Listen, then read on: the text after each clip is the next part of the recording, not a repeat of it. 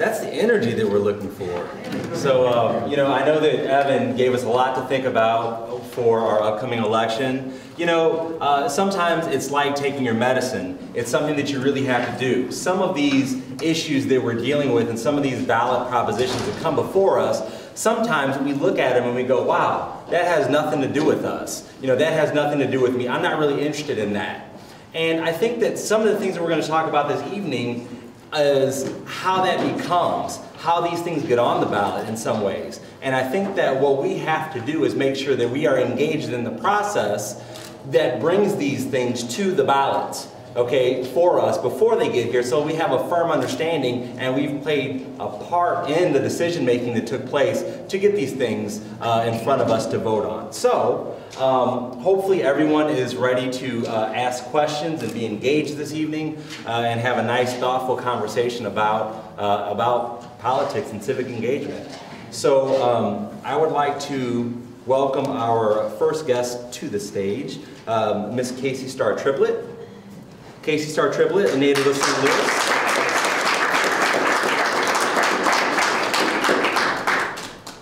She currently serves as Alderwoman of the 6th Ward in the city of St. Louis. Serving as one of the youngest elected officials in the history of St. Louis politics, Casey has emerged as one of our nation's brightest leaders. She has been featured in Oprah Winfrey's O magazine and also Ebony magazine as a young leader under the age of 30.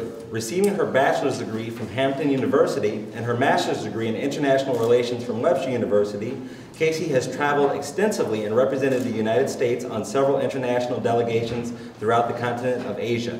She is also the current host of a television show called Inspire St. Louis, which features young professionals making a difference in the local community. Through her accomplished professional career, Casey remains a woman of deep faith and conviction. She donates her time through a speaking ministry, Inspired Overflow, where she offers inspirational and motivational messages to youth groups, churches, nonprofits, and corporate organizations. Her passion to help others find their true purpose and live life to their utmost potential. Let's welcome her once again.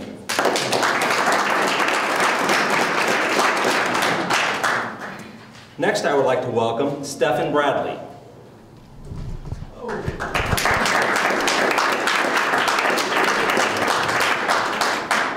Born in Yakima, Washington, Stephen Bradley is currently an associate professor in the Department of History and African American Studies at St. Louis University. Bradley received his PhD in 20th century U.S. history with an emphasis on the Black experience from the University of Missouri-Columbia. At SLU, Bradley's favorite course to teach is Youth Activism in the 20th Century. Some of Bradley's recent accomplishments include winning the Phyllis Wheatley Book Prize for his 2009 book, Harlem versus Columbia University, Black Student Power in the late 1960s, the SLU Faculty Excellence Award, the Ernest A. Callaway Jr. Teaching Excellence Award, delivering SLU's last lecture, and being selected as one of the St. Louis Americans' Salute to Excellence Young Leaders. To discuss his research, Bradley has appeared on C-SPAN Book TV, the Tavis Smiley Radio Show, STL TV's City Corner, as well as universities and colleges throughout the nation. Bradley's most recent book, Alpha Phi Alpha, A Legacy of Greatness, The Demands of Transcendence, was just released. Generous with his time, Bradley frequently volunteers with young people, both on and off campus. Stephen Bradley.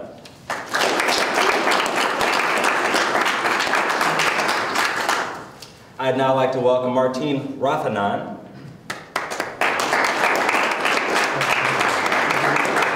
Martine Rathanan is a 1978 graduate of Christ Seminary Seminex. He was ordained into the ministry of the Evangelical Lutheran Church in America in 1978 and received the Doctor of Ministry degree from the Lutheran School of Theology in 1994. Martin served in various ministerial roles, including as pastor of Resurrection Lutheran Church in St. Louis and University Lutheran Chapel in Berkeley, California. Since 1994, Martine has been called to lead social service organizations in St. Louis, including Missourians for Freedom and Justice, the National Conference for Community and Justice, and Gateway 180 Homelessness Reversed, 2007 through present. Gateway 180 Homelessness Reversed is the largest emergency shelter in the state of Missouri for women, children, and families, serving 110 residents daily and providing overflow capacity during cold weather for the city of St. Louis.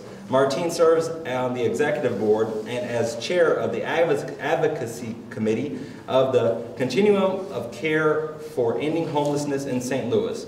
He is also the co-chair of the Workers' Rights Board of St. Louis Jobs with Justice and is a member of the National Jobs and Justice Training Team. Martine is the recipient of numerous awards and continues to serve as a voice to the voiceless whenever called. Martine Raffanon.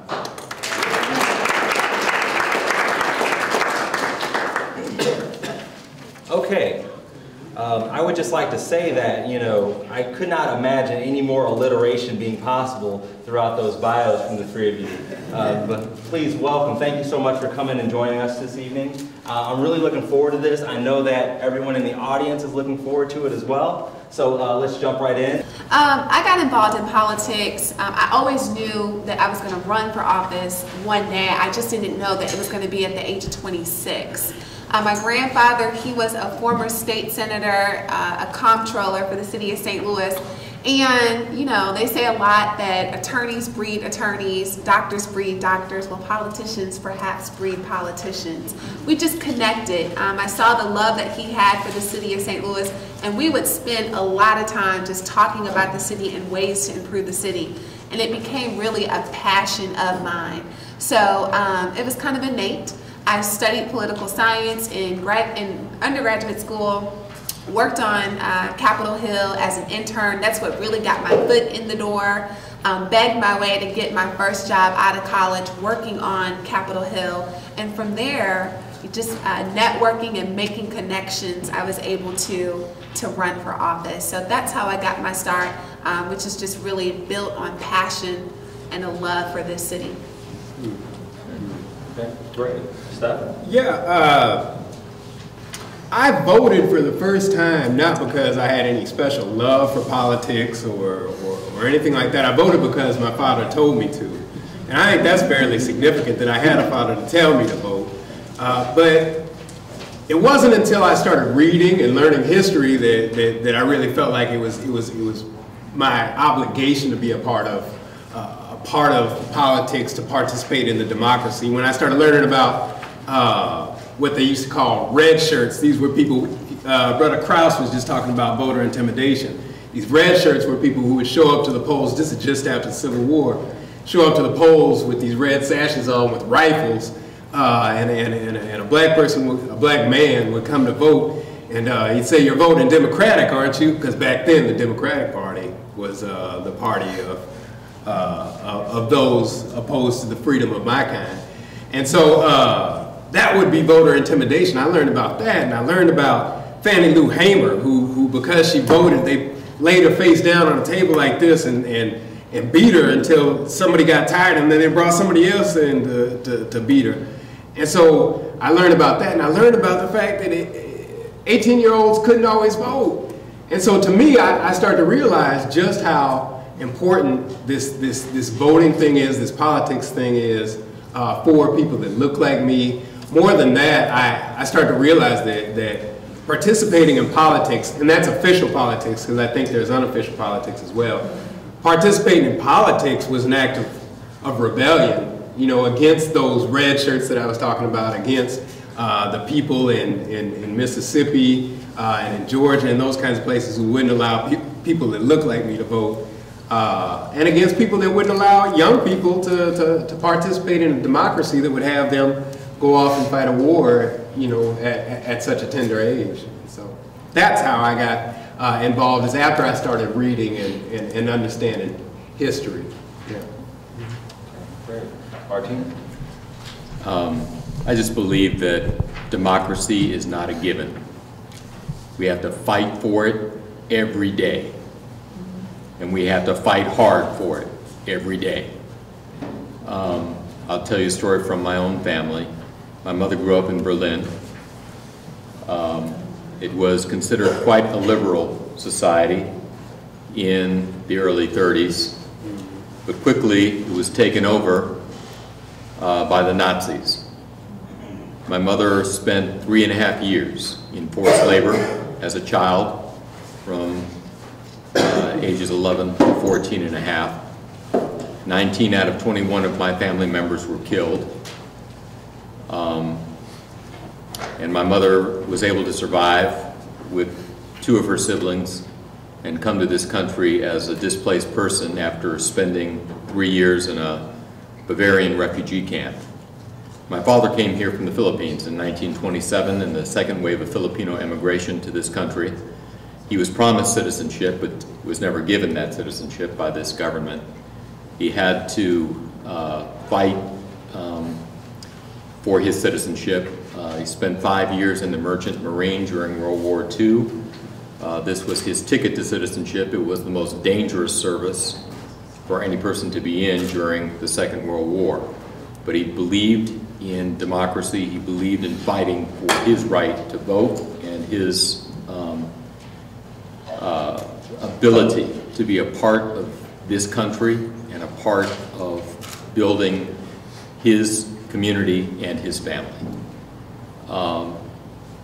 Just that story alone will tell you that, and all of us have an experience of this, that every day is a fight for justice and a fight for democracy and a fight for our voice to be heard.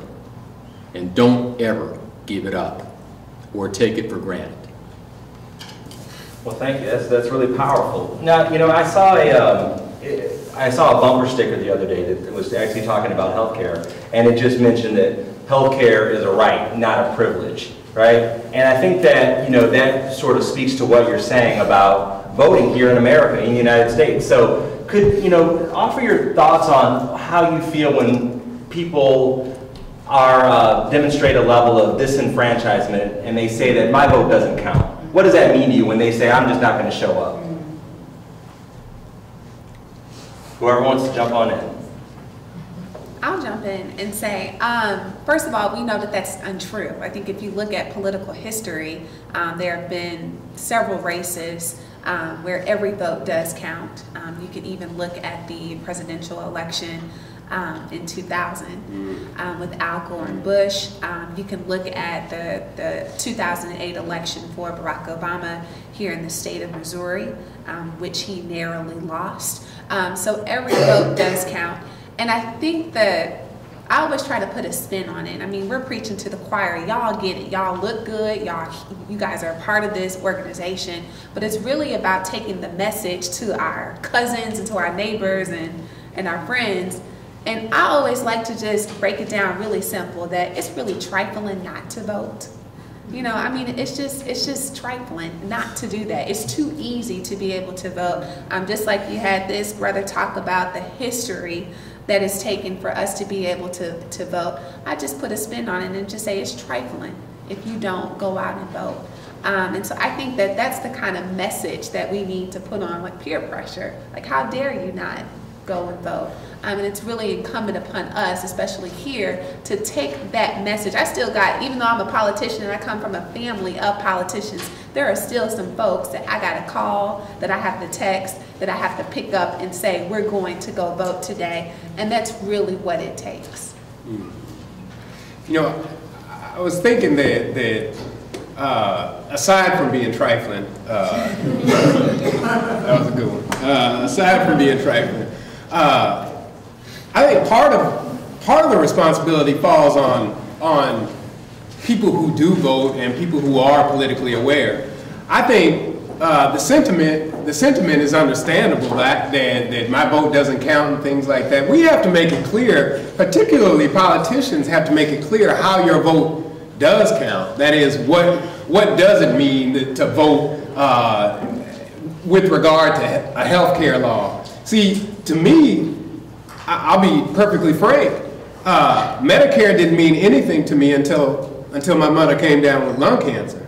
Like, that didn't mean anything to me. I didn't know a thing about Medicare until I realized how much it costs to treat somebody with lung cancer, and that if there weren't something such as Medicare, it would be, well, my mother would be dead.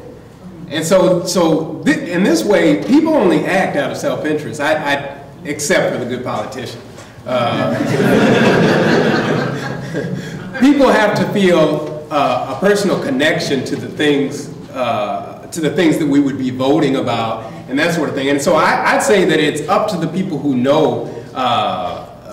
I heard somebody say early on that we know better now. Now we have to do better. It's up to the people that know that have to make it plain to the people who don't want to vote. And I think it's a natural feeling, because there's such a feeling of disconnect between some of the people that you were referring to and the people who hold office and that sort of thing. The feeling is, I think, natural, but we have to make it plain how these small things in the way of affirmative action and all these different kinds of things affect the personal lives of these people who might be trifling enough not to vote.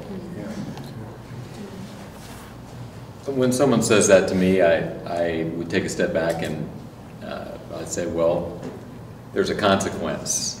I mean, even though you may not choose to vote, you're participating in the process by removing yourself from it. Right. And for example, recently, many organizations across the state worked very hard to gather 350,000 signatures so that we could increase the minimum wage by $1 in the state of Missouri, and then also put a cap on payday loans at 36%. Currently in Missouri, payday loans can go up to approximately 2,000% interest, APR. All right, and the average payday loan in Missouri is 455% interest. Now, we gathered 350,000 signatures, but we failed by several hundred signatures in our election board here in the city of St. Louis. Now, we validated those signatures and we know that we had the right number of signatures, but somehow they were not counted. I believe that we've suppressed 350,000 voters' desire to have these initiatives on the ballot. If we would have had more signatures in the city of St. Louis, we could have maybe had a larger cushion. The consequence is huge for the people in Missouri. Huge. I've got people living in transitional housing. I have people in a homeless shelter because they have payday loans that have put them there. All right? And then you and I end up paying the payday loans, because what happens is that I, through our organization and through government dollars, provide transitional housing to a family and help to restructure their debt. But guess who pays it? We do, because we're providing them with that support. So all I'm saying to folks is there's always a consequence. All right, you have a choice to make. You can do this or you don't need to do this. But the consequence is what you're going to have to bear. All right, and what we're all going to have to bear together. So the choice is for us to make. I tell you what, I can't live your life, and you can't live mine. You know, but what I can do is provide information, encouragement, support, and whatever else we can do to say, look, if you do this, here's what happens. If you do this, here's what happens. You make your choice, and you move on. So, Casey, you mentioned that everyone in this room here, or the majority of us in this room, you're kind of speaking to the choir as it relates to voting. And I would agree with that in many ways. I think that most of us in here are voting. And I think that everyone on the panel would agree that at this point, that's not enough. That's the low bar of entry, right? So what's the next step and the next step, you know, once you voted? Because, you know, I think that it's unfortunate sometimes that folks that are in our position as young professionals here say, hey, I voted, and they walk out, the job is done. There's a lot more than that. Speak to that, could you? Sure, there's a lot more to just voting, and I think it's really important, especially because we are in a presidential cycle, to understand that there are local elections that are just as important, if not equally important. So I think that that's the big thing. We have a lot of people that show up for the presidential elections, but then you see a significant drop off during the local election. So we do have a local election in St. Louis City coming up in March 2013. The next step is to hold your elected officials accountable. Get to know them. And there are some federal elected officials that you may not be able to see face to face, but you should know how they are voting. It's too easy not to find out how your elected officials are voting. Now, your local elected officials, they're right here in the community. Sign up on their websites to get legislative updates. Follow and know what's going on in Jefferson City and in the city of St. Louis. There might be something that you really like. Send an email to encourage them and thank them for voting that way. And then there may be another issue that you're concerned about, and make sure that you let your voice be heard on that level. Also, educate other folks in your household. I believe that you guys are starting a new trend, you know, that maybe you're the first in the family to be part of a young professional organization. Maybe you're the first in the family to really track and kind of know what's going on policy-wise. Use holiday events, birthday events, family get-togethers to just educate your family. I'm sure many of you are looked upon as role models in your family, and so this is just another extension of you sharing the knowledge with others that you're connected to. I think if there's anything more that can be done, it's in the way of practicality. That is, that's mighty selfish of you to say I just voted and I didn't bring anybody else with me. So I promise you this: brilliance comes in the way of practicality. And so why doesn't the Urban League Young Professionals rent 15 vans and go pick people up to go vote? Who is it saying souls to polls? That's a genius idea as far as I'm concerned. Go pick up the people to vote, the people that would say my vote doesn't matter. That's fine. Let me just pick you up and drop you off to vote, and then I'll drop you back home. So I think that's one thing that might be done. I think the other thing that might be done though is a continuous conversation. We get so geeked up about, like you said, presidential elections and that sort of thing, but I think we really need to focus on these smaller things that impact our lives. And so I spend my time talking to young people about these issues that will affect them sooner or later. Supreme Court justices and who gets to choose these justices and that sort of thing. So I think that's really so important. And the type of impacts they can have on your life in the way of college admissions. I was just referring to affirmative action and things like that. I'd like to point out to these, to young people that the people in this room might be the last generation, well, the first generation to ever benefit wholly from affirmative action, and the last generation to ever benefit wholly from affirmative action. And I say that because of this very large thing. 9 court justices can decide on these policies and this sort of thing. And so we need to make people, how about the idea, how many people are in jail on a sack of weed charge? In my community, that makes a lot of people in jail on a crack charge, and they in for 5, 10 at a time. These are the kinds of things that we need to talk about every day, not just election times and things like that. And so that's our responsibility, particularly as those people who are young professionals. I want to. I really think that our panelists have really hit it on the head. I mean, first of all, get to know those persons that you have elected or who are your representatives. I mean, I guarantee you, if you spend some time with Casey, you're gonna enjoy it. You're gonna understand that she's a top-notch leader that wants to do right by our community and wants to make sure that people work together collaboratively to make sure that we reach the kinds of goals that will make us a better community in the future. But I say this, I mean, think a little bit about this. Number one, do you know your alderperson? If you live in the city of St. Louis, for example, do you know who your alderman or alderwoman is? All right? Let's see the hands. Those who live in St. Louis, do you know your alderman or your alderwoman? All right. County folks. Okay, and those who are county folks, County council person. County council person. All right, so You know, just call them up, get to know them, you know, introduce yourself. But let me say this, I would say then you go this next step up, you know, do you know your state rep? Do you know your state senator? Do you know your congressperson? Do you know your senator? Because I guarantee you, you will not move anything politically unless you know the people at those levels. All right, and believe me, you need to work on making those connections and building those relationships. I mean, that's on the political side. And believe me, you know, knowing Casey and knowing that I could call her and ask for her support on any issue is very, very important to me, because running an organization in the middle of the city, it's right down here at 19th and Cole.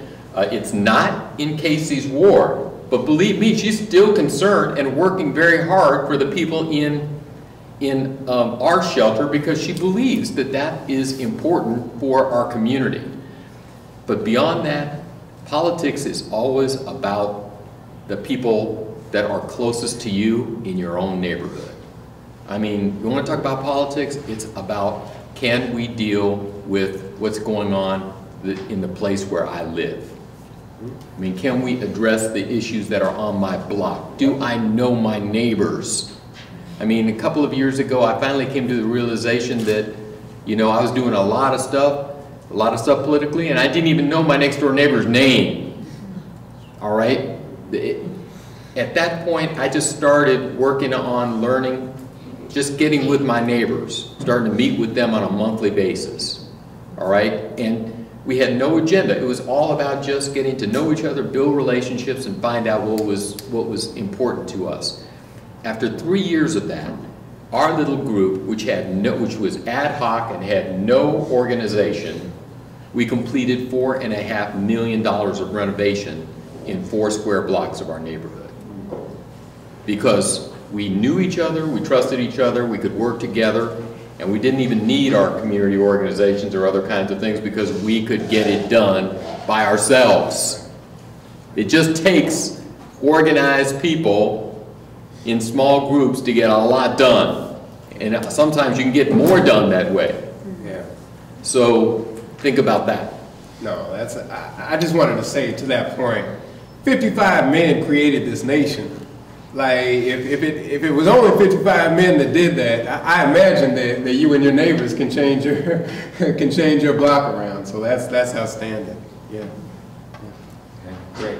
Martine, you were mentioning the payday loans, and I think that, you know, you touched on that. I think that's a good example of how maybe we could drill down on something, because maybe the alternative to a payday loan would be better access to microfinancing, that sort of thing. So, you know, walk us through, give us like a little step. How would we do that? How would we say, hey, you know what, my neighbor is drowning because of payday loans, but if they had access to micro lending, then they could get out of this hole. I want to make a change. Well, here you go. I think it's an excellent question, and one that we're now asking ourselves. I mean, because number one, we decided that it was important to see if we could get this issue on the ballot. When we did not achieve that, then you start looking at yourself and saying, wait, we didn't get on the ballot. What are we going to do now to address this need?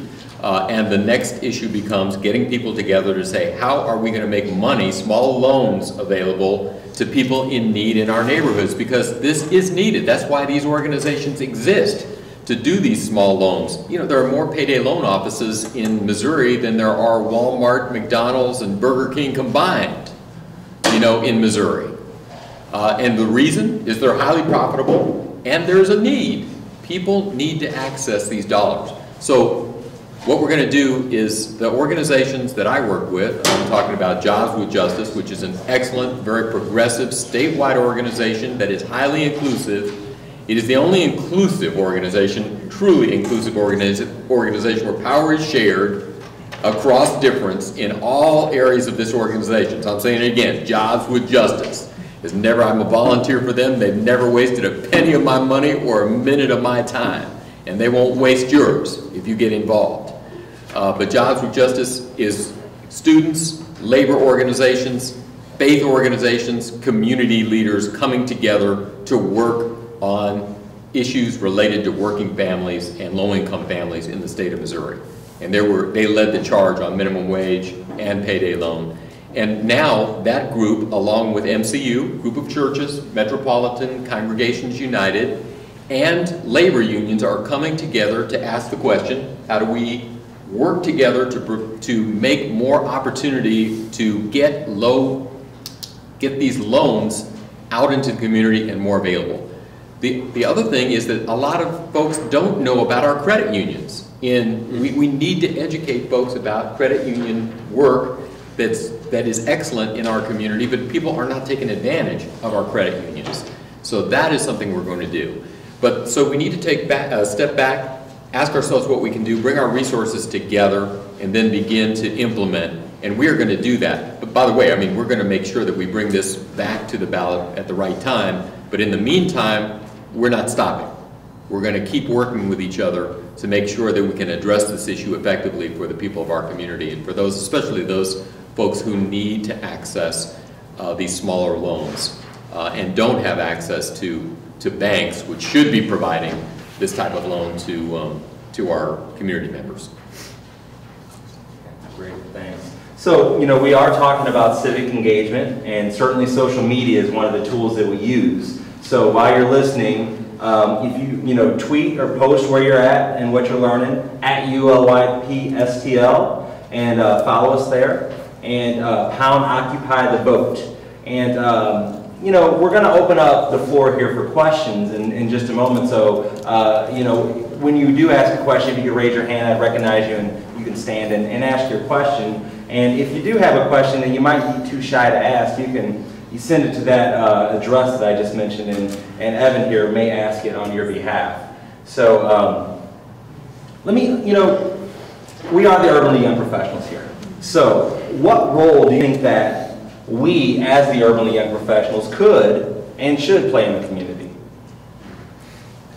Well, I want to applaud this organization, and especially the leadership of this organization, because I think that you guys have done a tremendous job. I know that you guys are affiliated with the Souls to the Polls initiative. I understand that there's been a group that worked to register many of the homeless. And so I think that all of that is great, and I want to encourage you to keep it up. And I also want to kind of throw this out for you to understand that we are in a very interesting time, I think, even in the city and the county politically. I mean, you guys have great power. We have a mayoral challenge that is taking place. And politics is also about taking advantage of opportunities that present itself. I think that this organization has great opportunity and great leverage to meet with some of the folks that are running to make the top decisions in this city.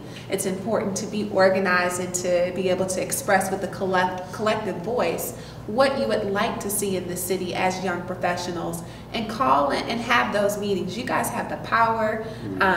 Politicians want to be connected with you all. You guys are the voice of this city. So I encourage you all to really take advantage of where things are now and call and invite the leaders and talk about your concerns. I mean, us politicians, we like to hear, we like to connect, we like to be able to say, we had a meeting with the Young Professionals group, and these are some of the initiatives that we are working on.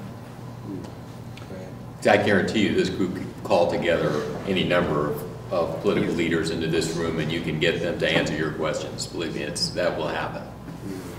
I would say on a more micro level, though, the people in this room have made it. Look, everybody is going to eat tonight. Everybody's going to go back to their home tonight. You all will have children. One of the things that I think we can do, all of us in here, we're doing okay. One of the things that I think we can do is not forget where many of us come from and where many of us still are. I was going to say the lyric from a rap song I know by a rapper named Killer Mike, but they got the camera on, so I can't even spit lyrics like I want to. All right, But, go ahead. no, brother minister, I can't. But I'll say this, that with our positions, with the little piece of power we have, I think one of the biggest pet peeves I have is that oftentimes young professionals, because we're so young in our careers, we're afraid to use what little piece of power we have. And that's not how we get ahead. It's the exercising of power that gets people, particularly the community and the race, ahead. And so with that in mind is yes, you call in the politicians and talk to them. Bring them in here and have them sit down in front of you and ask them the hard questions. But I'd say more than that, the people that come in here that need help with their light bill, the people that come in here and need help with the things, those are the people that we need to be talking to, that we can't forget about. Those are the people that we have to figure out what's going on with them so that we can have something to say to these politicians and that sort of thing. We all think we have a sense of what they need, but we really have to talk to these people and get a sense of what's happening with our brothers and sisters in places that we don't want our children to go anymore. And so I think that's crucial. I think that's on the micro side of the whole thing. That's great.